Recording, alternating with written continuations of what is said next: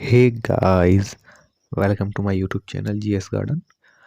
और आज मैं आपके लिए लाया हूँ क्लास 6 जो ज्योग्राफी की हमारी सीरीज चल रही थी उसका नेक्स्ट चैप्टर 7 चैप्टर नंबर है।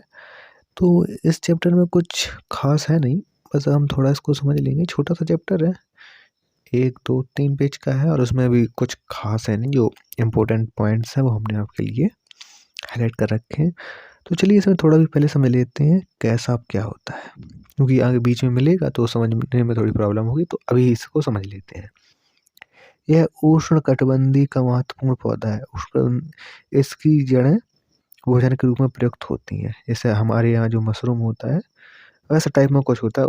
वो मशरूम थोड़ा हम सब्जी में यूज करते हैं। उसका क्या होता है, ये कैसा आपका, इसकी जो जड़ें होती हैं उसको पीस के, जैसे हम गेहूं को पीस के आटा यूज करते हैं, ऐसे वो लोग इसको यूज करते हैं। और निर्यात हम लोगों को पता ही है, इम्पोर्ट ट्रांसपोर्ट, एक जगह से दूसरी जगह, एक देश द्वारा दूसरे देश द्वारा भेजने वाली वस्तु। क्लियर है। अब थोड़ा वनों का देश जो जारी है, हम थोड़ा इसके बारे में हल्का सा समझेंगे। इसका थोड़ा हिस्टोरिकल बैकग्राउंड देखेंगे क्या है, उसके बाद फिर ज्योग्राफी की ओर चलेंगे। ठीक है, तो इसमें क्या है, जायरे देश वर्षों तक बेल्जियम का शासन रहा है। किस देश का? बेल्जियम। सन 1960 में यह स्वतंत्र हुआ है। क्लियर, 1960 में स्वतंत्र हुआ, उसके पहले बेल्जियम ने इसे गुलाम किया था। क्षेत्रफल में भारत का 3/4 भाग के बराबर है, लेकिन जनसंख्या इसकी भारत की केरल से थोड़ी अधिक है, कुछ अधिक है। क्लियर है। अब अफ्रीका के मानचित्र में देखते हैं जायरे को। ये देखिए, ये रहा हमारा जायरे। क्लियर है। ये अफ्रीका का मानचित्र है सारा, उसमें ये जायरे है यहाँ पे। और कुछ इस मानचित्र में इसमें समझने लायक है नहीं। वापस चलते हैं अपने टॉपिक पे। अब देखते हैं भूमि और जलवायु। भूमि जलवायु समझते हैं थोड़ी, इसकी कैसी होगी थोड़ा। जायरे का अधिकतर भाग जायरे नदी की द्रोणी में पड़ता है। अब द्रोणी क्या होता है, पहले द्रोणी समझ लेते हैं। द्रोणी क्या होता है, जैसे मान लो कोई बर्फ है या कोई ग्लेशियर वगैरह जो पिघल कर एक जगह पे एकत्रित हो जाते हैं, वही द्रोणी है। थोड़ा बुक के पॉइंट ऑफ व्यू से देख लेते हैं क्या है। यह विस्तृत भूभाग जिसे पानी को एक मुख्य नदी और उसकी सहायक नदियों से नदियां बहाकर ले जाएं। क्लियर है। एक मुख्य नदियां या सहायक नदियां बहाकर ले जाएं। तो आप इसे याद रख लेना ये, क्योंकि आप स्टैंडर्ड भी पढ़ोगे तो ये की पॉइंट्स वहाँ पे थोड़ा समझ में नहीं आएगा तो प्रॉब्लम क्रिएट करते हैं। तो इस की पॉइंट की आप अलग से एक नोटबुक इम्पोर्टेंट की पॉइंट्स करके ऐसे कुछ करके आप नोटबुक बना लेना, तो आपके लिए हेल्पफुल रहेगी। पढ़ते हैं अपने चैप्टर में आगे। जायरे नदी की द्रोणी में पड़ता है। इस नदी के नाम पर जायरे देश का नाम पड़ा। ठीक है, जायरे नदी थी इसलिए इसका नाम जायरे पड़ा।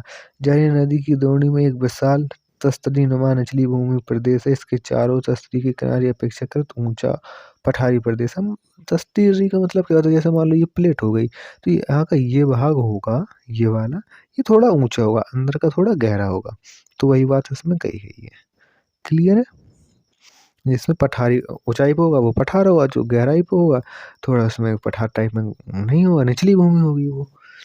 जायरे संसार की सबसे बड़ी नदियों में से एक है, परंतु उसका कुछ भाग ही नाव चलाने के लिए उपयुक्त है, क्योंकि यहाँ जलप्रपात है। कि हमने पिछले चैप्टर में पढ़ा था ना कि ये जो नाव होती हैं, जैसे जलप्रपात है, यहाँ से थोड़ा चला, यहाँ पे जलप्रपात आ गया, और फिर यहाँ से तो यहाँ, तो मतलब कि जगह तो बहुत सारी है चलाने के लिए, लेकिन वहाँ पे थोड़े दूर चलने के बाद जलप्रपात ज़्यादा है, तो काफ़ी जो कम एरिया है उसमें नाव चला जा सकती है। क्लियर है। अब आगे बढ़ते हैं थोड़ा।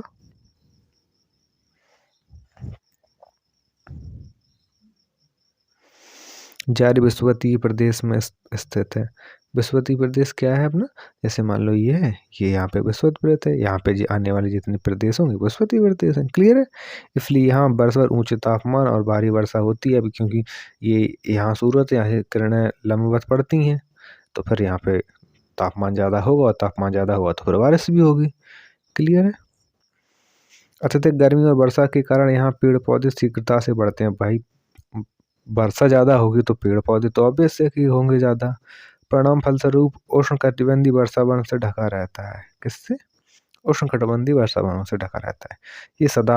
ये वन सदाबहार हैं। इसका कारण यह है कि इन वनों के सभी वृक्ष अपनी पत्तियां एक साथ नहीं गिराते, बस इनकी यही क्वालिटी है, एक साथ नहीं गिराते। ये क्या होते हैं, इनमें एक प्रकार का कंपटीशन चलता है कि सूर्य की रोशनी को पहले कौन छुएगा, इसलिए आगे एक दूसरे के निकलने के प्रयास में लगे रहते हैं। क्लियर है? तो ये झराते नहीं, अगर कुछ का झड़ जाएगा तो कुछ में पत्तियां बची रहेंगी। ऐसा नहीं कि सारे झरा देंगे, ऐसा नहीं होता है। इन वनों में बहुत ऊंचे ऊंचे वृक्ष होते हैं, और क्योंकि ये सूर्य का प्रकाश पड़ने एक दूसरे के लिए और होड़ में लगे रहते हैं। ठीक है, होड़ में लगे रहते हैं। इसकी 40 मीटर प्राय से थोड़ा याद रख लेना कि 40 मीटर प्राय नहीं हो, इससे कम भी हो सकते, ज़्यादा भी हो सकते, प्राय मैक्सिमम मान के चलते हैं, तो मिनिमम मैक्सिमम। क्लियर है? इन वनों में एक छोटे क्षेत्र में कई तरह के वृक्ष पाए जाते हैं। ऊंचे नीचे वृक्षों में नीचे छोटे छोटे पेड़ उगते हैं। इन छोटे कुल मिला के देखो, हम समझाते हैं इसको। जैसे मान लो कि ये वृक्ष लगा हुआ है, ये वृक्ष लगा हुआ है, इसकी लंबाई जो यहाँ पे गैपिंग होगा, यहाँ पे छोटे मोटे पौधे जम जाएंगे, बहुत घने पौधे जम जाएंगे, जो नुकीली घाट जो झाड़ियाँ होती हैं वो हो जाएंगी। तो इस वजह से यहाँ से अब निकल भी नहीं सकते, इसलिए जो वाटर का रास्ता होता है वो अपनाते हैं। क्लियर है? और इनमें जो झाड़ियाँ जमी उनकी चटाई वगैरह बनाने के काम में आती हैं। जैसे ये लिखा हुआ चटाई की तरह बिछी हरी घास होती है। क्लियर है? तो जैसे चटाई नहीं होती हमारे यहाँ बिछी हरी घास बिछी हुई होती है, तो उसमें निकलना मुश्किल होता है। इन सब के कारण वनों से गुजरना बहुत कठिन होता है। केवल नदियों में के मार्गों से जाया जा सकता है। क्लियर है? ये वन इतने सघन है कि सूर्य की किरणें धरातल मुश्किल से पहुंच पाती हैं, इसलिए इन्हें इन वनों में अंधेरा छाया रहता है। क्लियर है? बहुत ऊंचाई के कारण अंधेरा छाया रहता है, क्योंकि सूरज की वो होड़ में लगे रहते हैं, तो वो नीचे आने ही नहीं देते, खुद ही अपने आप में ऊंचे होते हैं। अब आप लोग मान लीजिए ऐसे 40 मीटर का वृक्ष है, तो 4 मीटर मान के चलिए, 40 मीटर, ये तो बहुत ऊंचा हो जाएगा। हम गर्दन उठा के देखेंगे तब भी शायद ना देख पाए। क्लियर है? इन वर्षा वनों दोनों प्रकार और सवाना की भूमियां फैली हैं। दोनों सवाना की भूमियां हमने पिछले चैप्टर में पढ़ा था। सवाना का जो क्षेत्र था वो पूरा हमने देखा था उसमें, तो यदि आपने नहीं देखा तो पिछली वीडियो देख लीजिए, तो आपको क्लियर हो जाएगा। ठीक है, अब आगे बढ़ते हैं। अब संसाधन और उनका उपयोग, इनका संसाधन उपयोग भी देख लेते हैं। जारे अनेक प्रकार के संभाव वन प्राणी मिट्टी खनिज तेल ये सब संपन्न खनिज, जो कि यहाँ लोग मुख्य व्यवसाय यहाँ का क्या है कि लोग जो खनिज, जो एक प्रकार से कह सकते हैं गॉड गिफ्टेड जो खेती है इनकी, तो खनिज पे ही आधारित इनकी मुख्य खेती है। क्लियर है? तो आप समझ गए होंगे। वन देख लेते हैं थोड़ा, वन का क्या है। हम तो अभी वन पढ़ ही चुके हैं डिटेल में। बहुत बड़ा विश्वविद्यालय उसका ढका हुआ है। इन वनों में कठोर लकड़ी संसार की सबसे अधिक भंडार है, लेकिन इनका उपयोग अभी तक अधिक नहीं हो सका। इतनी लकड़ी है ही यहाँ पे कि अधिक उपयोग नहीं हो सका। संसार भर में कठोर लकड़ी के रूप में जाना जाता है। यहाँ पे क्या होता है, वुड कटिंग कॉम्पिटिशन भी होता है, आपने यूट्यूब वगैरह पे देखा होगा। तो ये जो भी करते हैं अपना सारा कुछ लकड़ी से ही करते हैं, फिर भी ये अभी तक ज़्यादा उपयोग नहीं कर पाए। जैसे हमारे यहाँ मान लो कुछ भी चीज़ है, वन है हमारे यहाँ, तो सारे ख़त्म होते जा रहे हैं, धीरे धीरे कटते ही जा रहे हैं, क्योंकि इंडस्ट्रियलाइजेशन बहुत अधिक हो रहा है। तो खैर आगे बढ़ते हैं। वन्य प्राणी समझ लेते हैं। वन्य प्राणी यहाँ पे कैसे क्या होते हैं। वही वन्य प्राणी क्या, वही जो हर जगह होते हैं वो यहाँ पे फिर भी थोड़ा देख लेते हैं। जायरे में वन्य प्राणियों में इतनी विविधता है कि इसे बहुधा एक विशाल चिड़ियाघर कहा जा सकता है। इतने ये अकेले एक चिड़ियाघर है, ऐसा कोई जानवर नहीं है एक प्रकार से वन्य प्राणी यहाँ पे होना, कुछ एक्सेप्शन को छोड़ के। जायरे के वनों और दलदलों में सांप, अजगर, बंदर, हाथी, दरियाई घोड़ा रहते हैं। दरियाई घोड़ा क्या कर, दरियाई घोड़ा एक खास कलर की इसमें जो पसीना होता है, दरियाई घोड़ा गुलाबी कलर का जो पसीना छोड़ता है, ये इसकी एक खूबी होती है। मैंने जो एक्स्ट्रा पॉइंट के रूप में बता दी है, अब हो सके तो इसे याद रख लेना। अतिरिक्त तरह तरह के पक्षी भी इन वनों में रहते हैं। क्लियर है? मिट्टी और फसलें, थोड़ी यहाँ की मिट्टी और फसलों के बारे में देख लेते हैं। जायरे, यदि भी जायरे एक नम्र भूमि प्रदेश है। यहाँ कुल भूमि केवल 5वें हिस्से में ही खेती होती है। टोटल भूमि के 5वें हिस्से में खेती होती है। इसका मुख्य कारण वनों का विस्तार। वन ही इतने ज़्यादा हैं, जमीन है ही नहीं जो खेती करने लायक हो। क्लियर है? और यहाँ पे जो मुख्य फसलें हैं, जैसे थोड़ा चावल, मक्का, कैसा, वही हमने देखा था कैसा, वहाँ पे शुरू में पढ़ा था कैसा क्या होता है।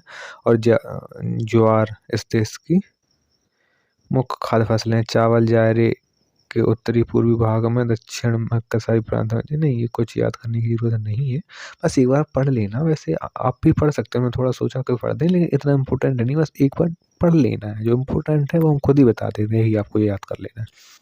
मक्का सवाना प्रदेश की मुख्य फसल है, ये थोड़ा देख लेना, ये नहीं कि रटना है, समझ लेना। कैसा भी एक प्रकार का कंद है, कंद बोले तो जड़, इसका पौधा लगभग 1.5 मीटर बढ़ता है। कैसावा के कंद सुखाकर उसका आटा बनाया जाता है। ठीक है, हमने वो पढ़ ही लिया था, उन्हें बता भी दिया था, आटा बनाया जाता है। तो इसे आप याद रखना, ये कभी पूछ लेता है कैसा क्या होता है, इसका क्या काम होता है, या फिर ऐसे पूछ लेगा जारे के लोग आटा का कैसे यूज करते हैं, कहाँ से आता है। तो क्लियर। रबड़, कहवा, कपास, तृणनगदी फसलें भी पैदा होती हैं उच्च भूमि में। पशुपालन कोई दिक्कत वाली बात नहीं है इसे याद करने की, इसे नहीं करना। आप इतना पढ़ेंगे तो तबाह हो जाएंगे, इसे छोड़ देना है। जो मेन चीज़ है, खेती का ढंग ज़्यादा पुराना है, लोग पुरानी तरीके से खेती करते हैं, फिर उन्हें अवेयर करने के लिए नई नई मशीनों, खाद और उर्वरकों को समझाया जा रहा है। ये सब एक बार थोड़ा पढ़ लेना, बाकी नहीं भी पढ़ो तो कोई दिक्कत वाली बात नहीं है। थोड़ा आगे बढ़ते हुए, विशाल भंडार। ठीक है, विशाल भंडार में क्या हो सकता है, यहाँ पे पेड़ पौधे ही ज़्यादा होते तो उन्हीं का होगा, देखते हैं क्या है। तो थोड़ा सा हल्का सा आप इसको पढ़ लीजिए। खनिज मुक्ता, ये कहाँ होता है, टंगटा के साबा में प्रांत में मिलते हैं, नहीं करना है इसको भी याद। यह संसार के ताबे और औद्योगिक हीरो के बड़े उत्पादक देश हैं। ठीक है भाई, बने रहो बड़े उत्पादक देश, हमें क्या करना, जो हमारा काम का हम निकाल ही लेंगे। देश में निकाले गए अधिकतर खनिजों का एक निर्यातक देश है। ठीक है, बनी रहो, कोई बात नहीं।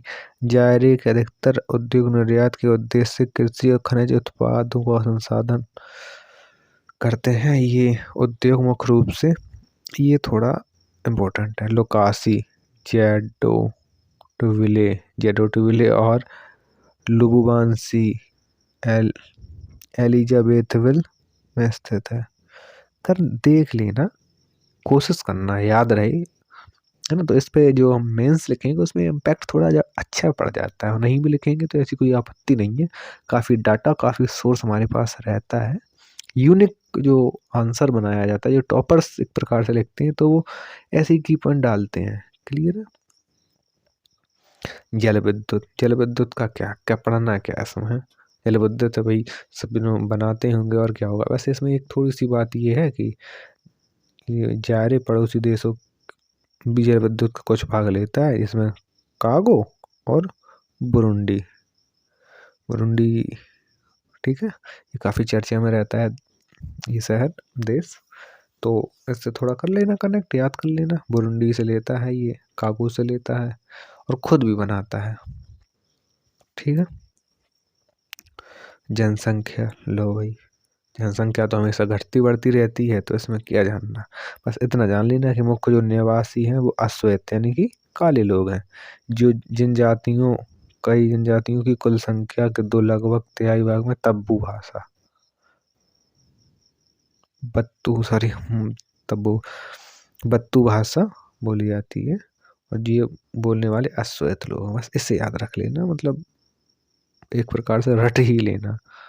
आप बिल्कुल फिक्र मत करें, जो हम बोल रहे हैं रटना है तो वो रटना ही है, भरोसा रखें आपको फ़ायदा ही होगा। और प्लीज़ यार, आप लोग इसे रट लेना, देश को आपकी ज़रूरत है, क्योंकि आप IAS अच्छे बनेंगे तो देश भी अच्छे हाथों में होगा।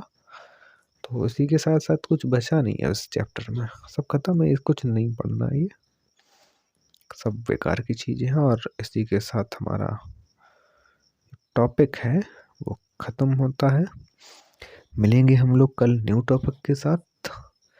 इसके क्वेश्चन देखते हैं, लिख लेना यार भाई, एक ही क्वेश्चन कर लेना, ऐसा क्या है।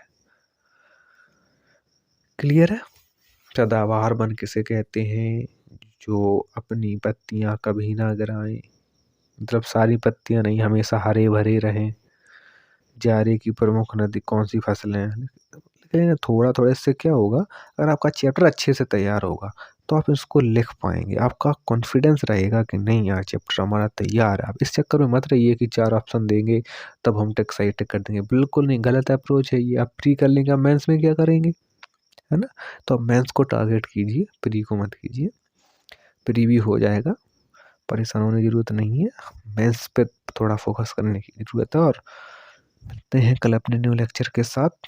Thank you so much.